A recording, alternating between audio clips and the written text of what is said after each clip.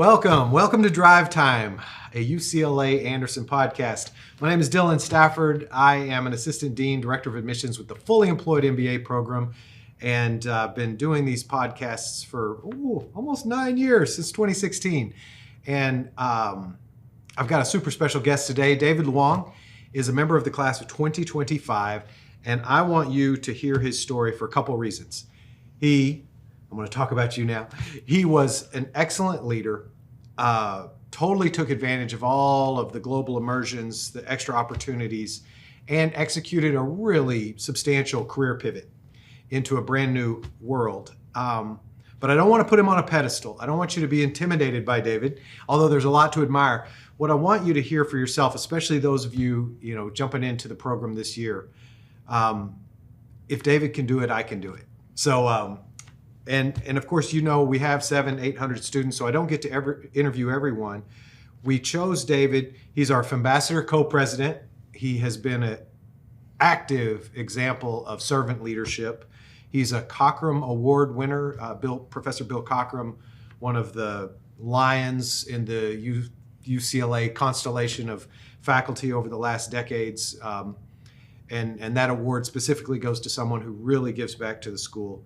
So to say thank you, you and Maddie, for all that you've done with FEMBAssadors this year, I wanted to introduce David to you all. But it's more than just me saying thank you to David. Really, really, his story, I hope, inspires you this summer as you look, wow, what do I want my MBA to be? Because this is a build your own adventure. This fully employed MBA program, we don't have one recipe. We have incredible ingredients, but you write the recipe for your career. And I think David's example is going to inspire you. So welcome, David. Yeah, thanks for having me. It's been a great 2.5 years, and looking forward to what happens afterwards. Excellent. Yes, we're looking forward to following. In our world, following alumni on LinkedIn is the most fun. Just a technical. We're gonna show some pictures from David's time. I'm gonna start with one. When I hold up these pictures in post-production, we're gonna add them in. I love this picture. So Bonnie Kim, my fellow assistant dean, we were talking about how much we love you, and because you worked at UCLA on staff before FEMBA, we got to witness your transformation. And the way Bonnie said it, she gave me permission to quote.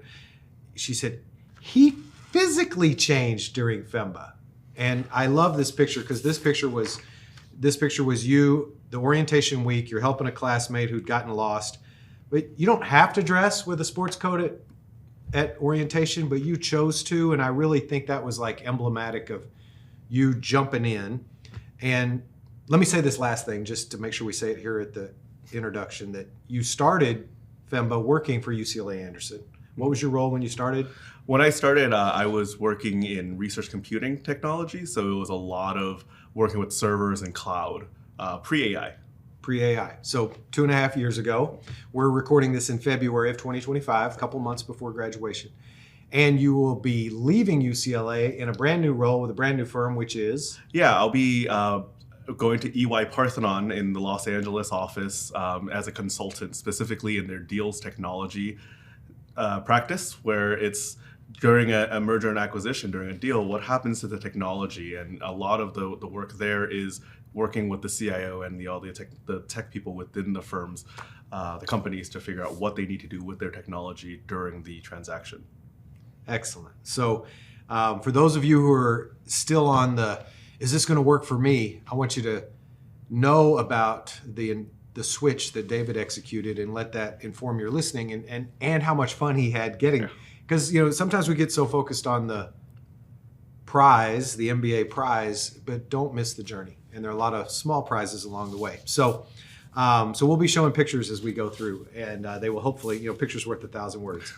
So before we get started with the before, during, and after, lightning round, so people get a chance to know you.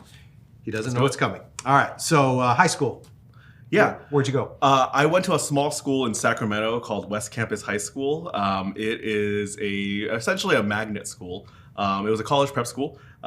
Graduated with a class of 165 people. Very fast graduation. It was an hour. Loved that. Excellent. Undergrad? My undergrad was actually at UCLA. So ding, ding. Yeah, I'm a double Bruin. I was mechanical engineering. Curriculum was hard. Let's just say that. And a little bit bigger than your magnet in Sacramento? Exactly, yeah. Quite a bit bigger. My graduating class in the School of Engineering was 800. So bigger, much more difficult in terms of the challenge. Really fun, though. So really enjoyed that. Excellent. We love our double Bruins because you are sort of tour guides for everybody who went to a different place undergrad. Okay, 3 more in the lightning round to get us started. What section did you choose when you started FEMBA and why? Yeah, so I am the oddball. Let me start with that caveat. I was Section 1 Saturday. I live 4 miles, 3.5 miles, hop over the 405. I live in Brentwood, and I work at UCLA Anderson. On paper, Tuesday, Thursday makes a lot of sense. Would have made sense to me, but okay. Yeah, but there was a lot of reflection on what was important to me, and how I would execute a lot of this. So for me, it was, I am really bad at night. I can't function properly at night. I am much better in learning and networking in the morning. Okay, so self-awareness about? Exactly. Yeah. So the all-day Saturday worked really well for me. You have class in the morning and then early afternoon. You do sacrifice a few Saturdays. It's not every Saturday in the year. It's 30 out of 52. So it's mechanical engineer. It's not too tallied bad. It up. It's not too bad. And I just performed so much better. So it really gave me a place to properly be a student, learn everything I could, and go to the events on Saturdays without worrying about, oh, do I need to leave work early, or do I have to worry about being awake in class and being active in class? The MBA itself is extremely discussion based, and you want to make sure that you're focused and can have these great discussions. Excellent. So whatever works best for each student. Excellent. And this one, we don't have to go deep now because we'll come back to it, but which capstone did you choose? Yeah, I did the business creation capstone. It happens the summer, fall before you graduate, and so we finished it a little bit ago, not that long ago. Had a fantastic time with it. Happy to talk more about it. Yeah, well, and we have a picture of that. Yeah. And then lastly, last lightning round to get us started. When you walked in the door, we asked people to, and these are rough categories, and you can totally change. Yep. But in terms of career aim, do I want to enhance the career I already have? Do I want to switch, pivot, make a hard right, hard left turn? Am I exploring? Just curious. Am I a family business? Am I, looking at building longitudinal, multi-generational family wealth? Like, how would you have self-identified your career aspirations walking in the door? Yeah, when I started, I remember in my application, I actually talked about 3 different paths, and one was a enhancer, and 2 were pivots. One was a bigger pivot than the other. So I remember in my application, I talked about going back and doing management and managing people again. I did that for a number of years. I haven't for a few years now, but doing that better this time around. With an MBA. With an MBA, exactly. Yeah. I also thought about switching over to big tech. This was 2021, 2022, and I really considered that. And then the third one was really interesting because this one wasn't something I had in mind to be for as long as the other 2, but it came up in a conversation I had with someone else, but it was consulting. Consulting was one of those things where it's like, that's something I never really considered, especially management consulting. But with an engineering in the first chapter of your career. Yeah, exactly. How do I get from here to there? Yeah, but that was such the it came out of left field. I would have never thought about doing that 4 years ago, but now it's become, my trajectory now. Those were my 3 paths. Excellent. Okay, well that was just get you warmed up, and it's not like you need any support at all. You're great.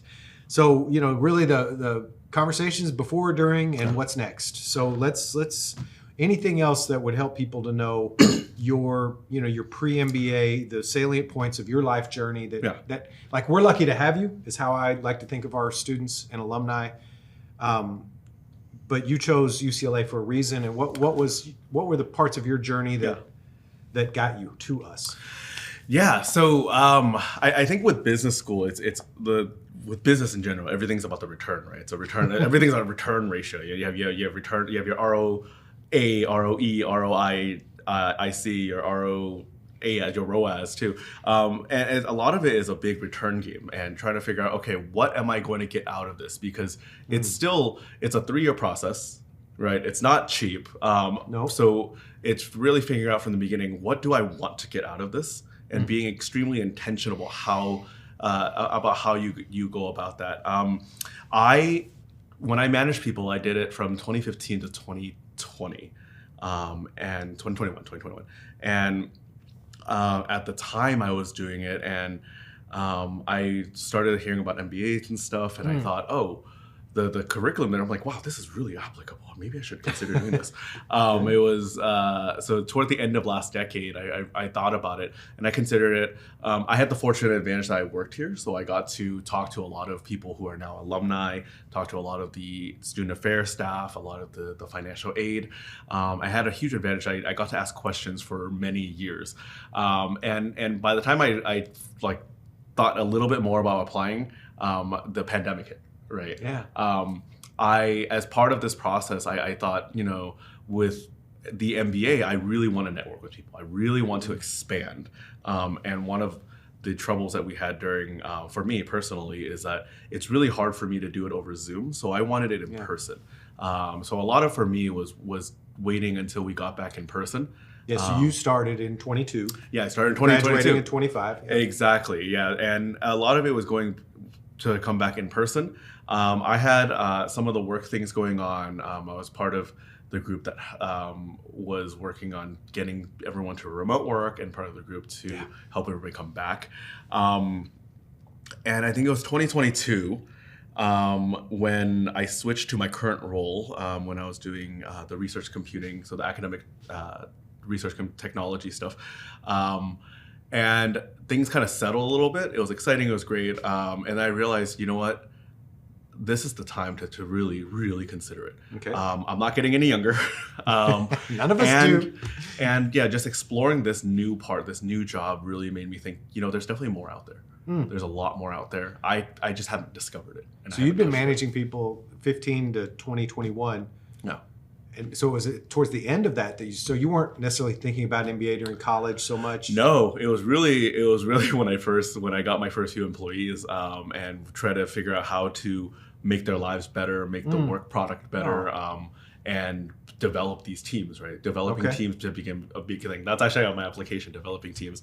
And when I finally decided to apply, this was January 20th, 2022. I was a round 3 applicant. I decided to apply, and I thought, you know what? Let me try. If I get in this year, great. If I don't get in this year, I'll reevaluate what I'm trying to get out of this and try again. Okay. And fortunately, I got in. I got a call from Raymond Morada one day. It was great, and it was really exciting. We love making those calls. It's like the highlight of our entire year. Yeah, and it's one of those. When I started the program, I had to be very intentional how I go about it because of my double role here. Because I'm staff here, I'm also a student here. So I think most people that I meet, most students that I meet, most peers that I meet, I actually open with that. I say, hey, I work here. And I joke about it and about how, I can see things, but it's also harder because I see too many things and I'm trying to avoid that. That's right. But a lot of that is taking what I know about the school, taking what I don't know about the world, right, and trying to kind of cross-filter that, right, because my peers, my classmates don't know all the resources we have here, and then of course it's hard to know everything Anderson has to offer, let alone everything UCLA has to offer. So one of the things as you're getting to know your classmates, if you're a double Bruin, be generous and share. Absolutely. Simple things like Ackerman and Kirchhoff and just the inverted fountain and the Rose Bowl and Poly Pavilion. Be a tour guide if you did go here before. And if this is your first time at UCLA, please find the double Bruins because it, believe it or not, will go really quickly. It seems like 3 years, oh my God, it's going to take forever. Yeah. And it's a blink because you're a full-grown grown-up with a full life. And so your time is just going to be precious. So sorry, sidebar. Yeah. And this is a subject matter expert, and there'll be people just like David in your class, so find them. Exactly. And when you meet your class, you're 200 to 280 or whatever the size of the class. When you meet your class, you're like, wow, these people have done incredible things. What have I been doing? Yay! That's our job in Immersions. That's what we want you to see is that in each other. We do these sessions. It's the leadership sessions and led by Matt Gorlick, and he called it Spartacus syndrome because everyone thinks that they're the weakest link in the group, and it's not true. Yes, it's not true. So there's when I first started, it was like, okay, what can I give back to the group, right? If I'm learning all of this from them, what is my contribution? An easy one was obviously where the resources are at UCLA, and then the technology piece, which is my strength.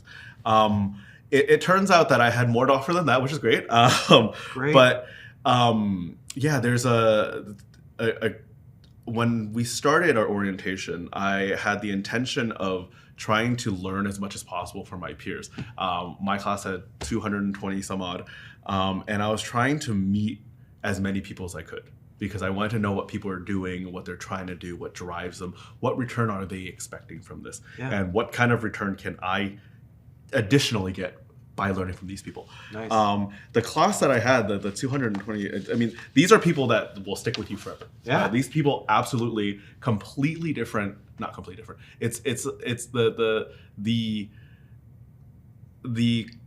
relationship that I have with these 200 something people is something that is irreplaceable. It's something that I would never be able to build without this. And even when I talk to other people in other programs, other classes, it's not quite the same. This is this camaraderie that you've gained from all of these people, right?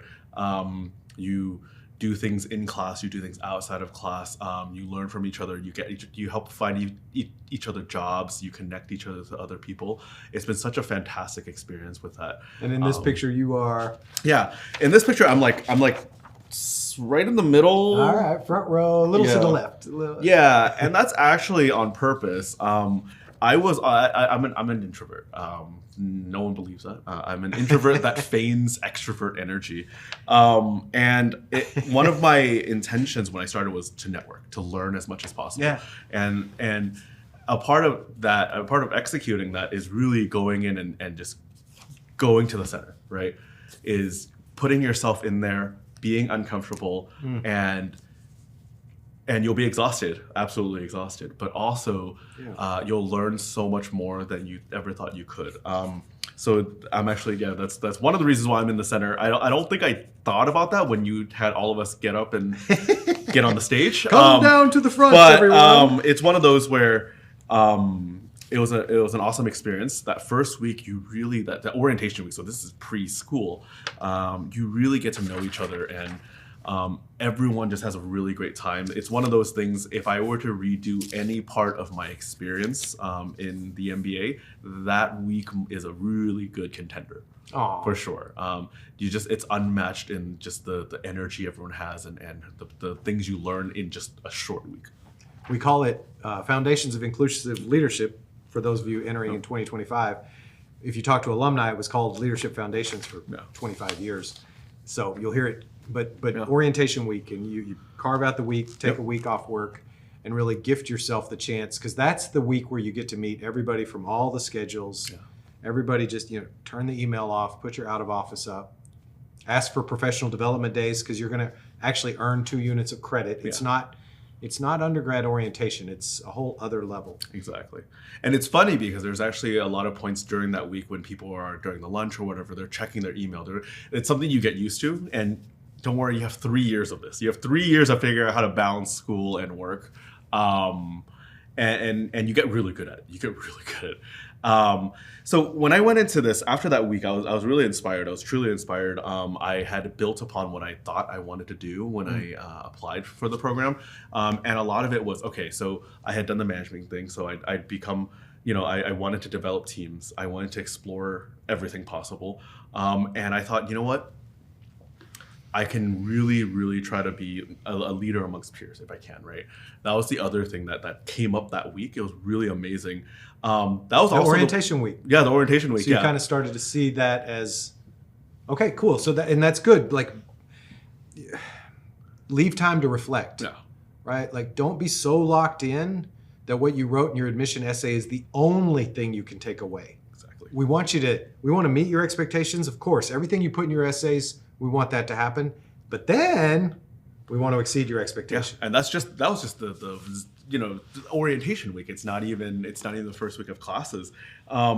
So it was then that I also discovered the FEMBAssadors, right? I actually didn't know about the FEMBAssadors from before. He didn't know. He's the FEMBAssador co-president, but he didn't know. Honest mistake, because he worked here. Yeah, it was one of those things I naturally didn't need it because I had access to so many resources to ask my questions already. Yeah, you already knew Raymond, you already knew the team, Christy, and Exactly. I learned about the FEMBAssadors the first day of orientation, and I thought, you know what? That's a really great way for me to contribute. Nice. And for me to try leadership, right? Because that was that same week I was like, okay, I want to be a leader. I want to try to inspire people the way I've been inspired. So with the FEMBAssadors, I remember we had our kickoff and they had board positions, applications for board positions. I thought, you know what? I'm going to apply. So that was the first year I was on that leadership team. And then it continued growing to me becoming the co-president and trying to go to every event and answer all the questions. It's a really, really fun time there. But a lot of this is so I start school. I am now part of the FEMBAssadors. I'm doing my classes. I'm joining clubs. I'm going to network events. Lots and lots of networking events. My first week. Which, back to your section choice, by not choosing Tuesday, Thursday, but taking advantage of Saturday, you did leave your evenings open. Exactly. And Anderson has over 45 clubs and organizations. You can join as many as you have the bandwidth and the club dues for.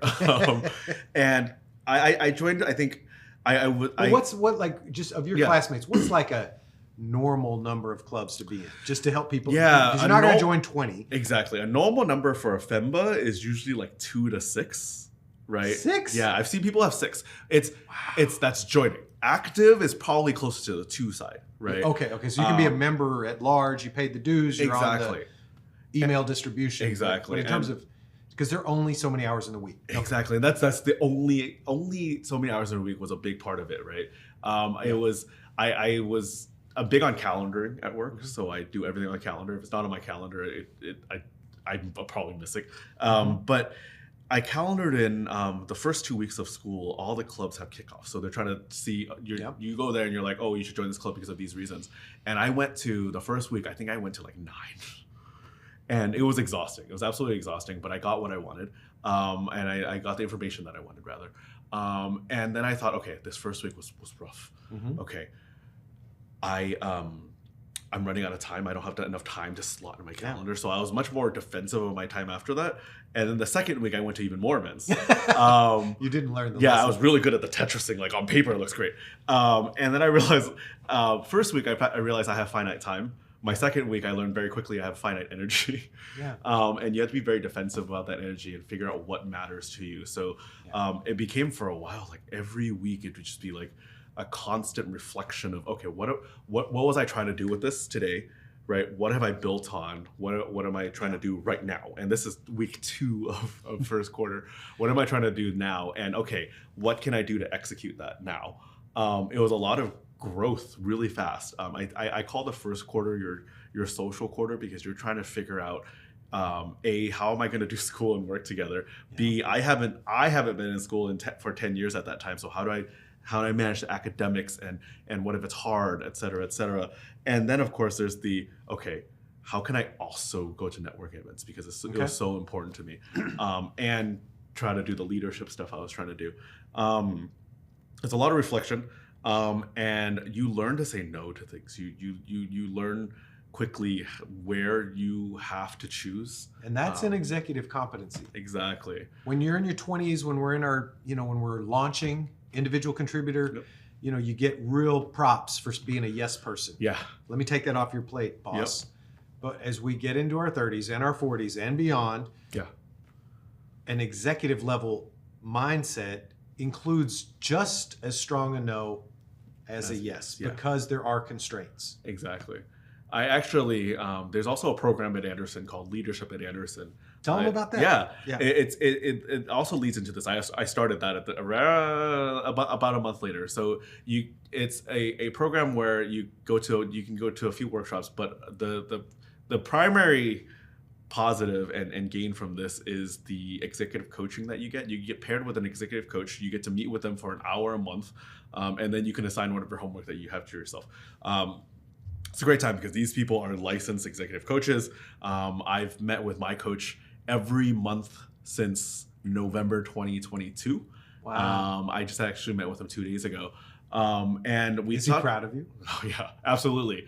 And it's interesting because you bring up the topics, right? It's all about you and what you're trying to do. And I remember my first topic was, what am I doing? What am I doing? I've done this. My first meeting with him was November, and I said, okay, I've met all these people. I've gone to all these events. I've done all these things. Is this a numbers game? What am I actually trying to achieve here? And it took a couple of months with him, and he was giving me a lot of models, a lot of things to read. But a lot of it was really discovering, okay, I was talking about discovering how I want to project myself as a leader, right, as a professional, but also be authentic and genuine with it, right? I don't want to be always have versus a facade. Formulaic or now I will make eye contact and practice active listening. Yeah, because that's like exhausting. a robot. That's exhausting. It's exhausting. Yeah, that's and it's no fun. Yeah. It's not human. And it's a good starting point, but like beyond, like you will jump through hoops that will feel awkward during your MBA. Yeah. Totally fine. Yeah. But that never goes away. it's in service of getting to your authenticity as a leader expressed. Exactly. And we were working on my executive presence for a few months until it finally, at some point, it clicked. I think it wasn't until like the second quarter or something where it really clicked. I was going to these networking events. I was doing FEMBAssador networking events, and it just became so natural for me to just go to these events, start talking to people, seeing what people are trying to do, what they have done, and where is the bridge between the two, and how we can support that. That was really, really amazing to be able to do that. Sometimes you kind of get wrapped up in that and you forget to eat at these events and things, but you learn how to get around that too. It's a lot of learning, but it clicked in the middle of the first year where I discovered, okay, this is a type of leader that I want to be currently. Right, and that was the first major milestone was doing that, and it actually filtered in every place that I had imagined. Like my family noticed, my classmates noticed, the people at work noticed. I had conversations with people, and everyone noticed a change. It wasn't overnight, obviously. It was over 4 months, and it was great because then I felt much more confident when it really clicked. I felt much more confident. Okay. Now that I've established this is who I want to be, this is the person that I feel genuine being, and I have, unapologetically am. I went and I said, okay, now's the time to really try to do that leadership growth, that leadership development, and try to build teams, build people up.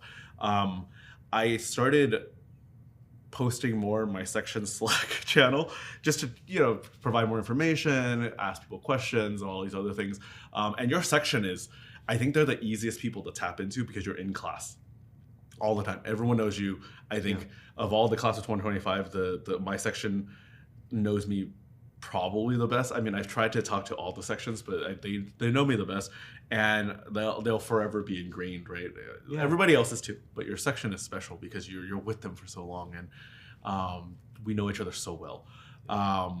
And then it's from there. It's okay. How do I get peers? How do I help my peers be successful in what they're trying to do, right? Which was what you wanted to learn even as a manager. Exactly. With a team at work. Now it's that same intention is to my classmates. Yep, exactly. And this is part of why I wanted you to meet, because there are a lot of ways to go through an MBA. Yep. Head down, work your butt off is a way to do it, but you cheat yourself of the richness of your classmates. And what I really want to spotlight on David's journey is all the staff, we all agree, he was in the modality of servant leadership, that people around him were winning as he was also himself winning. So back to you, David. It's great because everyone gets to uplift each other. Right? Yeah, that's the share intention, success right? we That's talk what you about. can do. That's a California, like we're multicultural. We got people from all over the place. English second language, media technology convergence. LA is the largest county in America. It's twice as big as the next largest county. Exactly. This county is bigger than 40 of the states in the 50 states. Yeah. This is a crazy place. People are they're on such a velocity. Yeah. Yep. Even with the MBAs, I think everyone's type A. If you're going for an MBA, you're type A or a variant. But it's incredible. I think I remember I discovered the first week of that orientation week. I was telling people, I'm like, there are 3 commonalities I find from all MBAs, right? That are at Anderson. One, everyone is smart enough to get in. Like if you're at orientation, you're smart enough to get in. Everyone has the drive to apply, get in, go to school while you're working, and all these other things. Some people have children. Some people are having children, and that's even more impressive at that point. And then of course, you're financing it somehow, right? Those are the 3 commonalities, and everything else is diverse. It's incredible how diverse it is. We have industries that hit the entire gamut, roles that hit the entire gamut, and therefore there are so many peers to learn from because of the diversity. And I think that's one of the really great things we get from a California school is this type of diversity that you don't get otherwise. But this is where the second picture comes in. So we're all the way to sort of second quarter. So let's do some show and tell, because I love these. My section, I talked about how special they are. And it's that first picture of the entire class, and the second picture of just my section. We took this at the end of spring quarter, our first year. Okay, so after 3 quarters to fall, winter, spring, so you've had 6 classes together. Exactly, and I've lots probably of repetitions, lots of Saturdays, 30 Saturdays. Exactly, and these are the people, like, we know each other so well. These are people I learned so much from because I was in class with them for 6.5 hours every week. And these 2 photos, that first one and this one, these are actually printed and they're at my desk at work. Unfortunately, EY has hoteling space, so it'll be rotating space. So I won't be able to have a permanent place for them in the office, but they'll go into the home office. So with the new job at EY, you're gonna have to. They'll be your background on your because laptop. It's a reminder of where I started, both as my first year. In the beginning, and then at the end of the first year, just the huge transformation in that first year. These 2 photos are such an incredible reminder of where I was, where I've been, and where I got to just in 1 year. It's incredible. I love it. It. Yes. Oh, that's great. And for those of you who, David described earlier, a little bit introverted, but really took ground in the being extroverted. Yeah. When people, do you get as good a network in a part-time MBA? And what you see in the picture we just showed of David's section, the repetition that you have, that year one, whether it's Tuesday night, Thursday night, all day Saturday, hybrid, whichever of the 3 you choose, those 60, 70 people, they're for the rest of your career, you don't have to introduce yourself.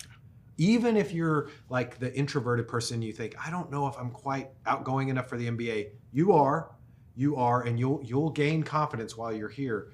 And that will be, you'll have an actual study group of 4 plus you, 5 people total from that group of 60 to 70. But that group of 60 to 70, by the time you get to the end of year 1, that's the nucleus of your MBA network for the next 30, 40 years.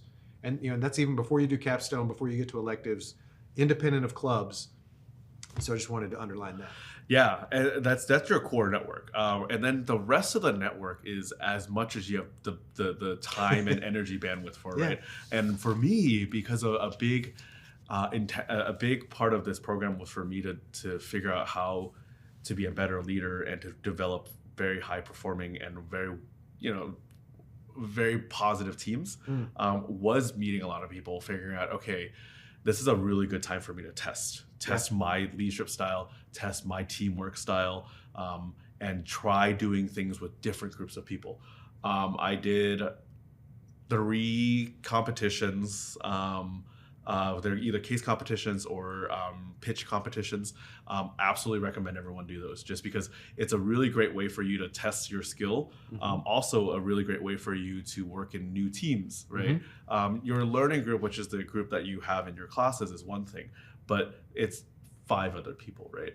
And where do you get told about case competitions? For somebody who, how do you know you won't miss that opportunity? Yeah, so there's a lot of communication that happens. You actually it's a deluge of information. Too much that you'll get in Slack and email. But you'll, every time a competition opens, it'll get posted on Slack. You'll get information about how to register, what it requires, what's required from it, and then what it looks like during the competition. Because competitions can be, it could be a day, it could be 3 weeks. They can go pretty long, so it really depends on the competition. But they run throughout the year, so you'll absolutely have multiple opportunities, and you just pick the ones that you want to try, and then find a group of people you want to try to be in a team with. And then you'll see how you work as an individual and a leader within a team, and how others work, so that you can really see, are these people like really people I would love to work with in the future.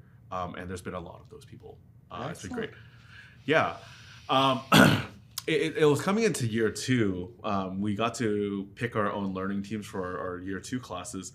And we actually, that's when that first came up. We were trying to think, okay, for these courses year 2, right? We're all professionals. We work. We know how to develop teams. You talk the talk, now you get to walk the walk, and you team form. You build your own team, and it's a really nice, soft test for the capstone. I think 3 of us were from the same first year learning team, and those same 3 people actually were in our capstone later. We've worked in so many groups together. We know exactly how we work. We know how we mesh with each other. So it was really easy being able to do that. I'm going to jump ahead quite a bit there to right into the capstone. Let me talk. Let's do it. Closer to the capstone now. Before the capstone, I have FOMO and anxiety. That's kind of a given. There was a time when I was concerned. Okay, the capstone is a 6-month project that you do with a group of people in lieu of a master's thesis, right? So my concern was always, okay, you can build this great team of people, but how do you execute it? Okay. Right? You have a great intention of working and getting everyone to work really well together. You have this really great relationship with each other, and then you have really great work output that you get to show for, because this is your master's thesis. So I was talking to my executive coach about it for a few months, talking about meeting styles, check-ins, team reflections, and how we can get around any potential slowdowns that we may have. And when we team formed, I think our first day of the student launch, our team, I was really fortunate that our team was very open about things, right? It's one of those things, it's a 6-month project. There's going to be times when you have stuff at work and stuff you don't. And it was just going to be like life. You're going to have breakdowns. Pretty much. Yeah. And it's just making sure that when you have a breakdown, how do you handle that? And we were very open about talking about that. I was really happy about that. So it's not, I'm going to get the perfect team members and we're going to have the perfect experience. That's not getting you ready for the real world. Rather, I'm going to get complementary skill sets. I know there's a baseline of chemistry, and from the get-go, we're going to pre-anticipate breakdowns such that we're capable of maintaining velocity, because people have children, people have bosses, people have flat tires. Yep. Yeah, I think during the 6-month project, 2 people had changed careers or changed jobs. During the capstone. That's a lot.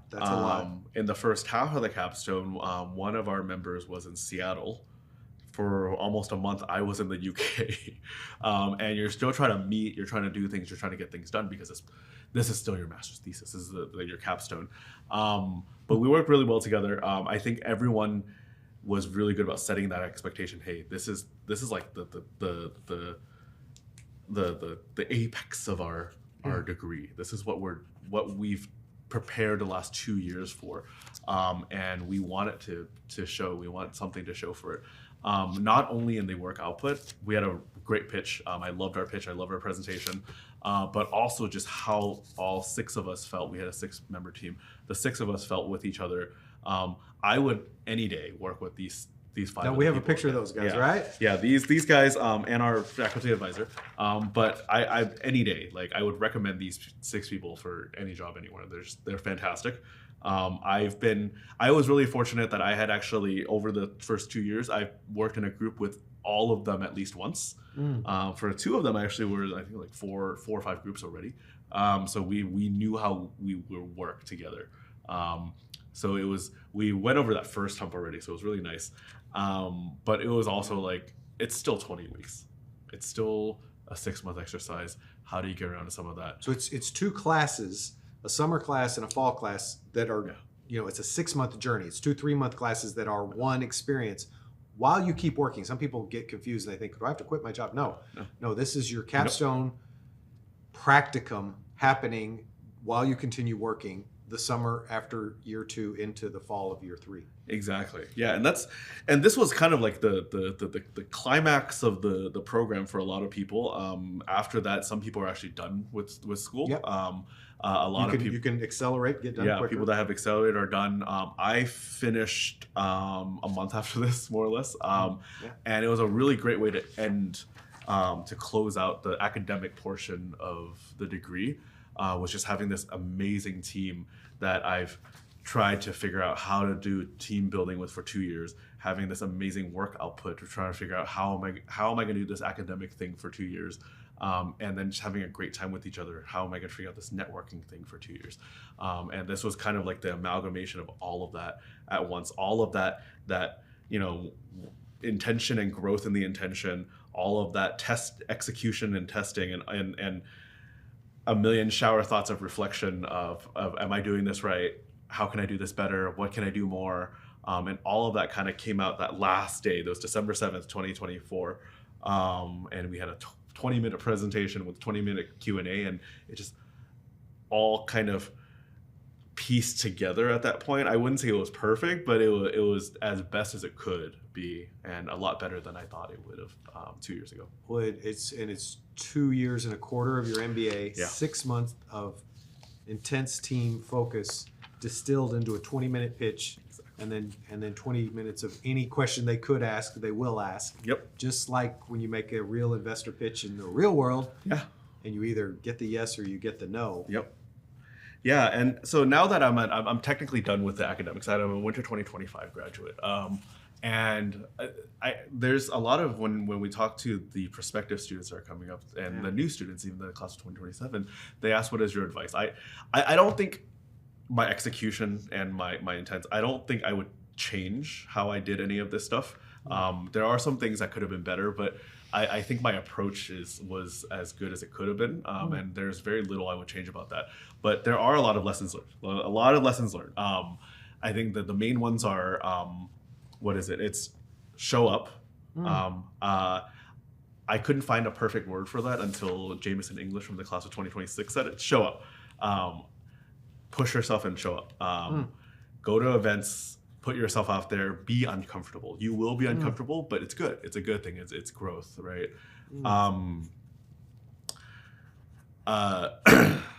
Push yourself is number 2, right? I tell people now, I'm like, when you first start, you're gonna be tired. Yeah. Right. You're not gonna have that much time. And the idea is take what you think you have as bandwidth and push it a little further. Okay. Every quarter, push the boundaries a little bit more. And by the end of 2 years, by the time you start your 3rd year, you'll realize, wow, I can do so much more than I ever thought I could. Yeah. We all have more fluff in our calendar. Exactly. I mean, everybody except people who are not like that. But normal human beings, there's time in our calendar. Yeah. I actually started the program thinking like this. There's maybe like this much that you can sponge in, and maybe I would absorb about this much. My first quarter alone, I well surpassed what I thought was existing for me to absorb. And it's a buffet it's a never-ending buffet that you can never finish eating. So push yourself, because the returns are great. You put in you get out what you put in. It's a diminishing return, but it's positive, right? It's always a positive return. I think those 2 are the biggest learnings, right? It's show up, push yourself, and then the third, once you're in there, is really figuring out this is an academic safe space with peers. Nice. Right. It took me a year. It wasn't until my fourth quarter to realize that this is the place to get it wrong. This is the place to get it wrong. Tell me more. Yeah, this is the place to get it wrong. I remember writing a discussion post about this in one of the classes where I think with work, I was so conditioned to be right that I didn't want to say anything. There's like, when you're wrong at work, it stings. It sucks. Yeah, it's not great. It sucks. Yeah. But here you can be wrong. An academic safe space. I like exactly. The way you said that. Yeah, and the thing is, don't stay wrong. Exactly. But if you're learning something new, you're not gonna do it perfectly the first time. Yeah, my first year I wouldn't raise my hand as much, and I would wait until I had a fully formed thought and like sentences formed, and then you miss the window of opportunity. Yeah. My second year it somehow clicked, and it was really like I was starting to raise my hand. I would say what I thought, and I was wrong a lot. I mean, it was absolutely wrong a lot. But when you're wrong here, no one remembers that you were wrong. Except maybe yourself. I remember I was wrong. No one else remembers that you're wrong. There aren't lives at stake. You don't get sued, right? If you're gonna get it wrong here. This is the safe space to get it wrong, and this is where everyone's very positive and will help you get it right. Yeah. This is the place to do that. It's when you first start is show up. Mm-hmm. Push yourself, and then when you're here, don't afraid to be wrong. This is the place to get it wrong. It's worked out for David, so give it. It might sound like a bumper sticker, but bumper stickers are valuable for a reason. We need little, I'm a big fan of Post-its. I put Post-its on my mirror. It's like, this is happening for me, not to me. That's on my mirror at home. And it's just it's a faith-based thing, but it's a perspective that. Every morning I see that posted. It says, Dylan, remember, this is happening for you, not to you. And anything good or bad, right? Because it's not like I'm only going to be happy when good things happen. No, I'm going to be happy today. Yeah. Up, down, left, right, sideways, frontward, backward. Yep. Management is not linear. It is circular, and it's 2 steps forward and 1 step sideways, because you're dealing with humans, and humans, we're complex. Yep. And you got to have a little compassion, a little grace, and a lot of confidence. And to me, I want you to see David's humanity. The MBA, everybody's going to get the MBA. Everybody's going to become much more articulate, confident, and smart. Your gray matter will grow. But it's not in isolation. You got to bring your humanity to the equation. Yeah, and I think a lot of people, one of the things that we talk about, because we're sort of like business focused, we're professional. I come out that way a lot. But it's have fun with it. Yeah. Right. Try to have fun with it. Okay. And speaking of, we got some fun pictures. Let's. Yeah. So he and I, we can talk all day. So the key for me was like, okay, I'm trying to learn. I'm trying to get return, but also I have to enjoy it. Okay. I absolutely have to enjoy it. So how does one enjoy an Anderson MBA? What are some of the cherries on top? Yeah, it's a lot of people. Club events. You go to club events. You can do a lot of leadership stuff. If you have great teams, great to do that. There's also a lot of opportunities for travel and other events, right? Oh, tell us more. Yeah, so did you travel anywhere, Mr. Off-Continent? Yeah, so I've gone on 4 trips for school so far. 1 was a student trek, 2 were global immersions, and 1 was the international exchange. My first spring break. For spring break, there's a lot of student run treks. So a student here works with a travel agency, and you go on a fun, 1 week fun trip at another country. Not for credit, just for social. Yeah, with your MBA peers. Exactly. From other programs, other sections. And for me, it was my first year spring break. It was Josh Goldman from my section. My section was hosting. He was the student lead for the trek to Morocco. And Morocco was never on my map. Not on his map. Yeah. And I never thought, I had a lot of countries I wanted to visit, but Morocco was not one of them. Yeah. And it was such a fun time there. We went as an entourage. There are 28 of us between, full-time FEMBA and EMBA. All 3. So those of you who are worried about, will I meet the executive MBAs? Will I meet the daytime MBAs? Yep. Self-organized, student-led, not by the staff. Yep. And 28 people. Yeah, we ended up, we're in Morocco. We were in Marrakesh. we drove down to Warzazad and we saw a lot of things, and then to the Sahara Desert. So there are a bunch of things we did. We visited a few Casbahs, which I never thought I would. I learned how to tie a turban, so that was fun. But it was great because the 28 of us caravan together everywhere. So we did everything together. We were in the city together. We rode ATVs together. We were on hot air balloons. We were on camels. We had a big campsite in the Sahara Desert for just us one night. The campsite had a shower. It was nice. It was fancy. It was glamping. But it was these 27 other people. Like I think there's a few people in my section, a few people in my year, but most people were new. Right, I think like 80% of those people were new to me, and I really got to know them during that trip. And every time we see each other, it's a bit of a reunion, so it's great. And that was 2 years ago. It's crazy to think. You did that spring break of your first year. Yeah, that was my spring break of the first year. And then there was an opportunity for a global immersion, which the global immersions are they're academic. You learn about the economy of another country. Generally, they have a topic. They're topical. And one for Cuba came up. Right. This is led by our current dean of FEMBA, Gonzalo Freixes, who himself is Cuban. And when I saw that opportunity come up, I applied. I had a good application. I'm so jealous. I wish if they needed somebody to carry luggage, I should have. Yeah. Okay. I believe I had a good application. I got in. You did. And it was great because, again, another place I was never on my map, right? And these are a little different.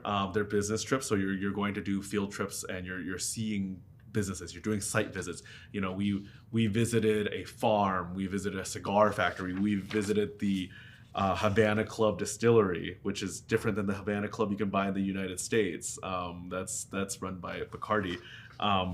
But yeah, you do this this was a group of 40 people. And this is for academic credit. So you're also advancing towards candidacy. Yeah. Getting your MBA done quicker. Exactly. So unlike Morocco, we had less time for ourselves to go find fun things to do because it was only at night we had free time. But also we learned so much about the business nature of the country. Right. It's kind of like it's a trade-off, right? But this was fantastic. Yeah. And then our last night there, because Cuba is big on classic American cars, and that's one of the things that was our last site visit was a group of people, a club effectively of people who actually restore classic cars, and the history of Cuba and what they have to do is they are really, really innovative in how they can build things. So they'll have engines from who knows where, and they could fix anything. But it was really amazing. We got to see and ride these great cars. Not my photo. I wish it was my photo. But it was fantastic. We kind of ended the trip on this, and it kind of wrapped together everything we had learned that week into this. Like, how do these people with very limited resources restore these cars to this kind of condition? Yeah, incredible. And look at that Caribbean sunset. Yeah. So gorgeous. Yeah. And then the summer between my second and third year, I don't have a picture of that, but I was able to do the international exchange. We have, I think, up to a dozen partner schools around the world, and you get to go and you take a class at their school for a week. So you take a class in their classroom with their students for a week. It's 6 to 7 hours a day, so it's a bit of work. So I went to London Business School. I took a class on brand management. It's an extension of marketing. That was the week in UK. The month in UK. Yeah. I started a week in London, and then I stayed for 2 weeks afterwards, and I just traveled to UK because I was already out there. And that was an experience of its own because we're so used to the Anderson classroom. We're so used to the culture that is in Los Angeles and California that it can be myopic. And that was a really great way to understand, okay, what do business students, business people, how do they think academic, professional lens outside of this, right? So we met the 10 of us that went. We were in London Business School's classroom. I think there are 4 of us in a single classroom with UCLA people, with London Business School students. So these are full-time students. They're executive MBA. They're exchange students from from Columbia Business School, and then their Dubai campus. It was a really great way to meet people from these other places in the world and really expand upon that. Because one of my intentions, of course, was to learn, grow, and sponge information. It was another way for me to expand the reach of that. It was fantastic to have. Yeah, I actually, it was through school and through all these people, I kind of became a semi-explorer, I think, as well. Career explorer. Through school, I actually started discovering entrepreneurship as an option. That'll happen here. Yeah. Trust us. That was never on the map, right? I took my first entrepreneurship class, loved it. Took my second one, loved it, and that's why I did the capstone in that, right? And Cuba had a couple sessions on entrepreneurship and how people are entrepreneurs there. But even then, on top of that, I took a second immersion to Vietnam. And the Vietnam's topic was he did a Zoom call with us for FEMBAssador stuff, looking at a mentor platform we want to set up. I was so grateful for your time. Yeah, in Vietnam, it was the topic of that one was entrepreneurship in a developing country. Yeah. And we got to meet a lot of business leaders of that of different businesses in that country. We got to meet a few accelerators. We got to hear people's startup pitches over there and to give people advice, because we just have we have the knowledge of being in school, and we can give back to that. And then of course how established companies enter these markets, right? So we visited Microsoft in Hanoi. Their Microsoft office is a gorgeous office. And just the challenges they've had entering the market as is. It's Microsoft, right? We're talking. They've got resources. Yeah. And so you have to marry that into a local culture. Exactly. So that actually really it continued that conversation of, okay, do I want to be an entrepreneur? Can I be an entrepreneur? Do I have the risk tolerance to be an entrepreneur? I currently don't. But the great thing is, even if you don't execute on it, like let's say you don't use it as a switch, it is something that's now I know in the future, let's say 5-10 years down the line, I want to be an entrepreneur. I want to join a startup. I know what to watch out for. I know the signs, and I know from just these experiences, oh, I remember in grad school we did this and the advice was this. Has the market changed materially for that to make a difference? And that's one of those great things about this. So entrepreneurship was an exploration. It's not a switch, but it could be in the future. Wow. Yeah, that I don't know. Well, we have done a deep dive because you did a lot. Yeah. I mean, this middle part of the interview is what happened while you were here. Yeah. So definitely the leadership, the global immersions, the global exchange, the trek, the relationships with your classmates. But I guess, if we're going to land on a high note, this is a very practical degree that's supposed to catalyze your career. And we just got our 6th year of salary impact measured 4 months post-graduation for the class of 24. The career services team, Pam and Mar and the whole team, Jackie, worked incredibly hard. 92% response rate for the class of 24, 4 months after graduation. Big numbers. We're averaging. We're using a rolling average, but it's about 57% over the last few years is the average bump in pay. So as much as we want you to make the friendships, as much as we want you to share success and drive change and think fearlessly, we recognize that you're making a big investment of time and money in yourself, and you expect it to transform your career. So let's maybe end on the high note. Not that there's anything wrong with working at UCLA, because he was working at UCLA, is beloved at UCLA. Yeah. Had he chosen to enhance his career at UCLA, we would have all loved that. But instead, you've executed a switch. Yeah. So let's, the so what, now what, what's next? Let's end with EY Parthenon, deal tech, consulting. How'd you get there, and what are you looking forward to as you graduate? Yeah, it was a process getting there, and going through the official recruitment process. I can take those. Okay. I'm sorry, yeah. I'm interrupting. Yeah, no worries. The recruitment process to go through the internship, and I didn't know if consulting was for me. That's right. It was kind of budding interest as you went. Yeah, I went in there and I did it for 8 weeks. Loved it. Absolutely loved it. Did the internship. Yeah. First time as a consultant. First time as a consultant. Been a mechanical engineer, managed people, getting an MBA. So this is all out of your comfort zone. Yeah. Okay. And I did it, and I loved it. I ended up loving it. I took this 8 weeks as a, this is a really low commitment way for me to test the waters because I'm committing 8 weeks. Loved it. Got the return offer. That's the value of an MBA internship is they see you, you see them. Yeah. Loved it. Got a return offer, signed the return offer. This was back in October. And just keeping in contact with them, getting dinner with one of them next week as well. And it's one of those things I'm really looking forward to in my future is doing that. Who knows what the future holds, right? What's great about this program is it's opened so many opportunities later, right? This program, EY or sorry, FEMBA? And then EY will also open its own doors, right? Yeah, because they build on each other. Exactly. If I want to do entrepreneurship later, if I want to pivot out and go to tech later, if I want to stay a career consultant, these are all considerations I have. And the beauty is I have this network of all the people I've met here and all the relationships I've built here to be able to leverage that in the future should I want to enhance or switch. Yeah. Right. It's a constant rethinking about my intention, my execution, my reflection, and it's a continuous thing as I grow. And I wouldn't trade that for anything. It's one of those. I've gotten accustomed to the growing pains, and it's become home for me, and I definitely want to continue doing that. One of the great things in UCLA, it's a great place. It's a great place to work. It's a great place to go to school. And what a lot of people will do that I've seen is they'll go out to industry, they'll learn and sponge everything possible, and they'll give back.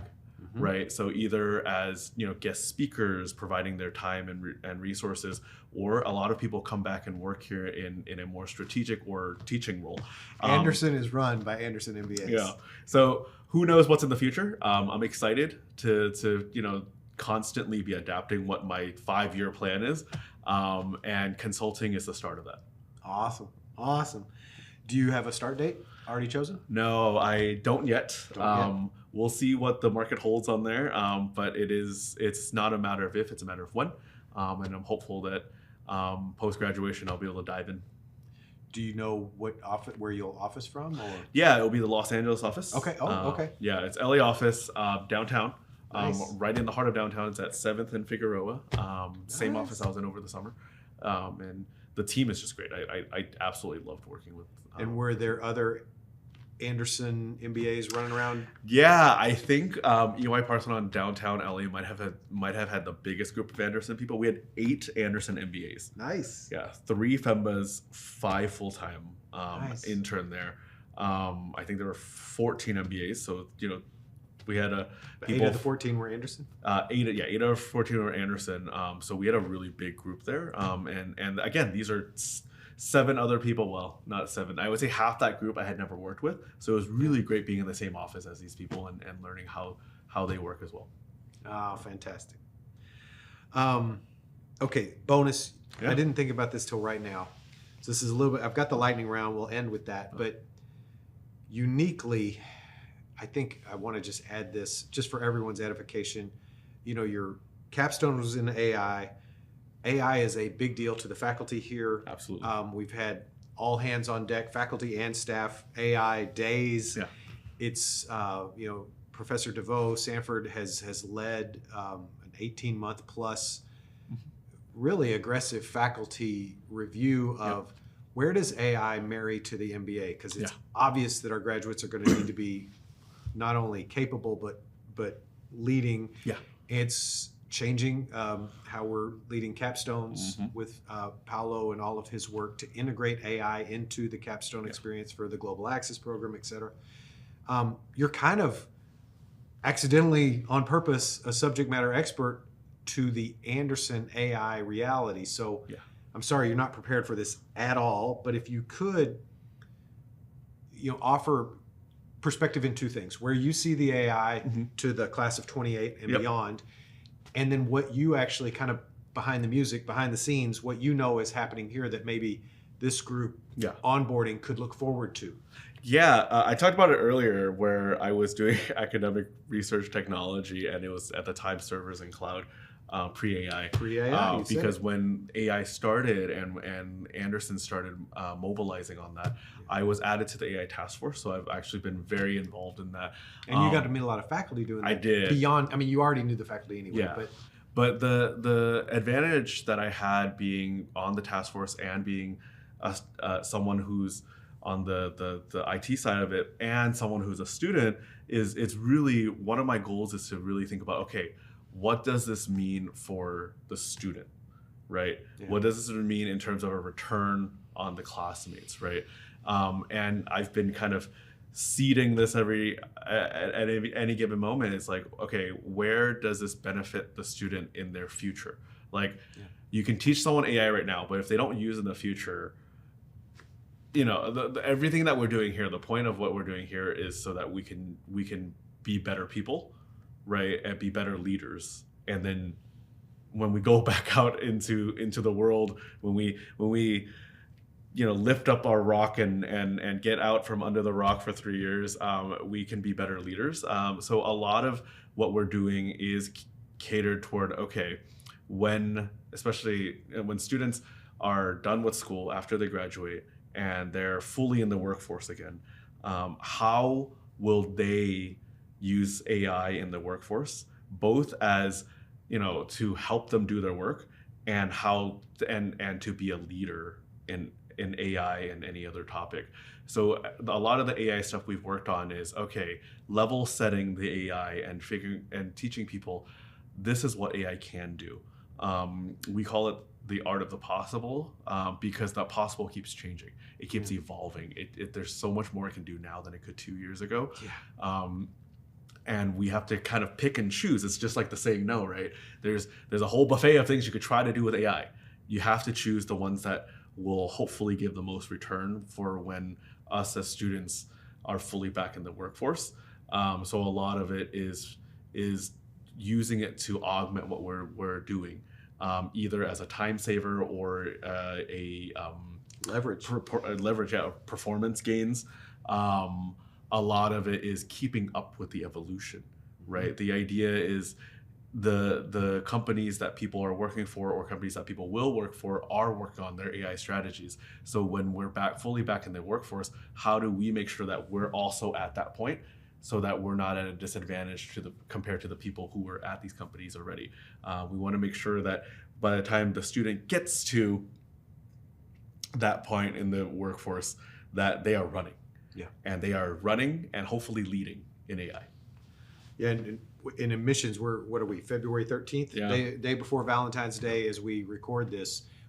Christy Vartan and I, we've just about finished round 2, and so many people are already working in AI. Yeah. And the value proposition, obviously, of FEMBA or an executive MBA is you don't lose any of that velocity and momentum, because if you step away for 2 years, you may never get back on the curve. So. Exactly. And a lot of it for us is it's not just using AI, right? It's leading an AI, right? So if you go back and you're leading a team of 6, 12 people, how are you making sure that your constituents also have the gains from AI, not just you? And that's a big part of it. Awesome. Well, thank you. You totally didn't prepare you for that, but I thought I can't let you leave because you've had an insider peek at it. And when I hear Professor DeVoe and Professor Paulo for Resende, who's leading our capstone experiences, and what I love about our faculty is they're not afraid of this. Mm-hmm. You know, some out in academia, like, oh no, people are going to cheat on exams. Exactly. There's no clutching of pearls here. This is where the world is. Mm-hmm. This is going to shift how we build our IT infrastructure. All that, Microsoft's going to have their own nuclear power plants, right? Yep. Like this is a game changer. So we want our graduates in the game and, as you said, leading the development. Okay. Thank you for that, because I know you put a lot of time into that. Okay. So we're going to land the plane. This has been a little bit extra long, but I could talk to David all day, so I hope this has been valuable content, because this is a special human being and there's a lot you can learn from how he did it. Make it your own, but there's a lot to be learned from how David did it. So, lightning round. So, as FEMBAssador, co-president, along with Maddie Mitchell, you've spent a lot of time. So, this one, you don't know these questions are coming. Mm-hmm. So, near and dear to my heart on my team, what do you like most about working with Christy and Vartan? I think working with the administration gives you another lens Yeah. into how things work. On that side, on the other side of the FEMBAssadors, I actually discovered this really fast. If you're a FEMBAssador volunteering, you get the first preview of meeting the next class, meeting and networking with the next class. That's such an advantage. Yeah. Awesome. Yes. Well, on behalf of Christy, Vartan, Raymond, Chris, Chelsea, Cynthia, we can't do our job without you all. And you and Maddie, I mean, not to brag on you all, class of 2028, but, and it could change. You know, we always have to. We'll see. But round one, you guys are, I mean, so anyway, it's an incredible class you're putting together, and it wouldn't have happened without you all and all those hours that we'll never know about where you stayed longer and answered those questions. So thank you for that. Yeah, and it's fun, right? It's not work. I enjoy it a lot. I enjoy telling the story. I enjoy giving people the advice based off of my intuition and my experience. Yeah, well, it shows. It shows. If you could shout out one faculty, who would you shout out and why? Ooh, one. Ooh, that's a hard one. I know, it's a hard question. That is. I'd have to think about that one. I think I have a list of favorite classes. All right, you can do more than one. Yeah. So I will say I think the big thing for me was just being uncomfortable with it. So I will say this wouldn't be for a very particular reason. I knew nothing about accounting. Okay. Going into school, and I had for core accounting I had Professor Mark Kim. And then for an elective later, I decided to take financial statement analysis and equity valuation. So you're doing valuation on public companies, publicly traded companies with Professor Eric Sussman. And I enjoyed both of that so much. I mean, accounting's not in the stars. I'm never going to do it for a living. But, well, we'll see. But I went from like 0 to 100 so fast with accounting. I enjoy looking at financial statements, and it's something that I never thought would happen. So really a shout out to all the people that have worked behind the scenes with the accounting curriculum, because I went from someone who doesn't know what an accounts payable is to someone who's excited when Apple releases their quarterly earnings report. So, yeah. Awesome. Thank you, Professor Mark Kim and Professor Eric Sussman. Great choices. This one's just as hard. If you could throw a shout out to one FEMBA friend. Okay, this one's easier.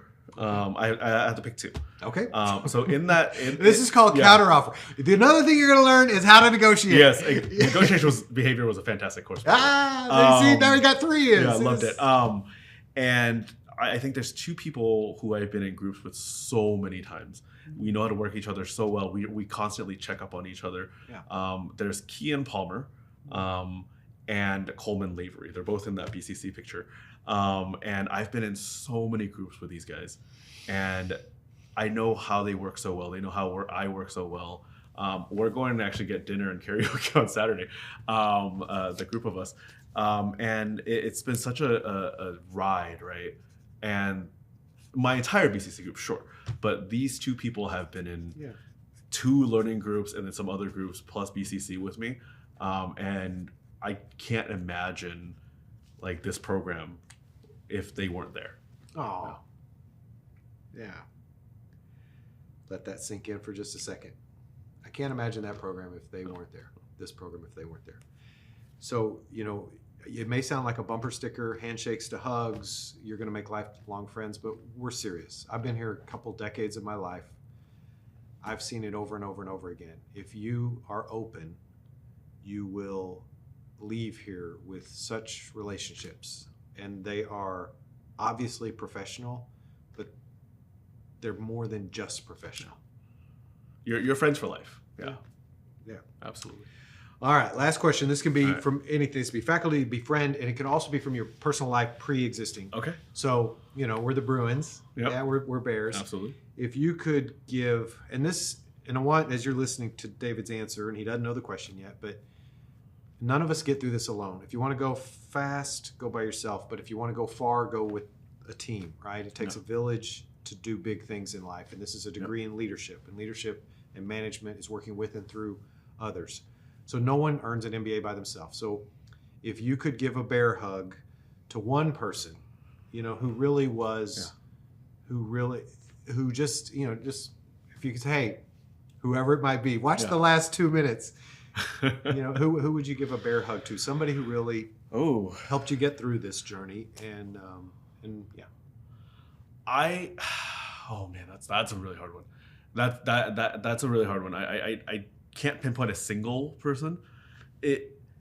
I will have to say, and I think a lot of FEMBAs will agree, and MBAs will agree with this too, is it's really all the people not in your B school life that are bearing with you throughout the process and supporting you throughout the process. So that's family, friends, and work people.